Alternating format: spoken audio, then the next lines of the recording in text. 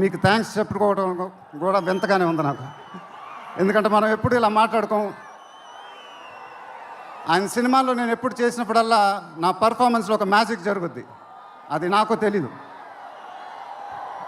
అతడు చేసినప్పటి నుంచి మా జర్నీ మొదలైంది. కలేజాలో ఒక మ్యాజిక్ జరిగింది. అదే మ్యాజిక్ ఇప్పుడు గుంటూరు కారంలో జరిగింది. మీరు ఒక కొత్త మహేష్ బాబుని చూడబోతున్నారు. దానికి ఆయనే కారణం. నేను ఎప్పుడు ఇలా చెప్పలేదు సార్. ఇది ఇక్కడి నుంచి వచ్చే మాటలే. వేళ్ల ముందు చెప్పకపోతే ఎప్పుడు చెప్తాను. I love you sir, just love you. ఇంకా మా ప్రొడ్యూసర్ చిన్నబాబు గారు, ఆయన నాకు ఇది చెప్పలేదు, కానీ నాకు తెలుసు. ఆయన మోస్ట్ ఫేవరెట్ హీరో నేనే.